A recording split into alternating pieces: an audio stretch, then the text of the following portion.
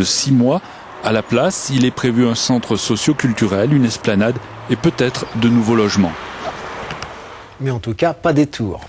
Tout à l'heure, nous parlerons de la lutte médicale et sociale contre le sida et d'une polémique lyonnaise. Mais tout de suite, voici votre journal régional à Lyon, à Grenoble et à Clermont-Ferrand.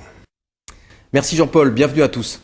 Évacuation musclée ce matin du campus universitaire de Grenoble par les forces de l'ordre. Les étudiants qui hier avaient voté pour le blocus de leur université savaient qu'une opération de police était prévue. La détermination dans les deux camps a donné, vous allez le voir, lieu à des scènes particulièrement violentes. Reportage de Soria Kaldoun et Christian Deville. 6h30 sur le campus universitaire de Grenoble, des silhouettes surgissent d'un peu partout dans le froid et le brouillard. Une opération de police est prévue à la demande des présidents des universités. L'info a filtré, les étudiants savent ce qui les attend. C'est quand même un retournement important. La police à l'université, c'est quelque chose qui ne s'est jamais vu, du moins de façon régulière, jusqu'à ce mouvement-ci cette année. On sent un changement d'ambiance au niveau des sphères gouvernementales et au niveau des présidences. Premières échauffourées à 7h10 à l'Institut d'études politiques. Les chiens sont lâchés. Les étudiants qui ont voté pour le blocus la veille ont ramassé tout ce qu'ils pouvaient pour empêcher l'entrée au bâtiment aux étudiants non grévistes. La tension monte et tout d'un coup, ce geste du directeur de l'IEP.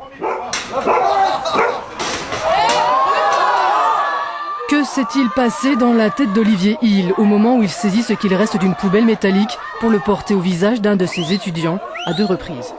C'est triste, c'est horrible. Ça, on appelle ça la violence légitime, quoi. En fait, la violence, elle vient largement des policiers, quoi, qui sont venus nous virer à coups de matraque. On savait bien qu'aujourd'hui, ça allait être tendu. Et le directeur de l'IEP est venu taper un élève. Ça, c'est de la violence. Nous, on n'a tapé personne. Alors, effectivement, c'est radical. Mais c'est parce qu'on est radicalement opposé à cette loi et qu'on a vraiment envie de se battre jusqu'au bout. Je dois dire que venir à 50, alors que j'étais tout seul ce matin pour essayer de protéger le personnel administratif et tenter de faire le coup de force, écoutez, chacun appréciera, hein. Chacun est capable de lire ce qui se passe. Hein. Je ne suis pas pour la police à l'université.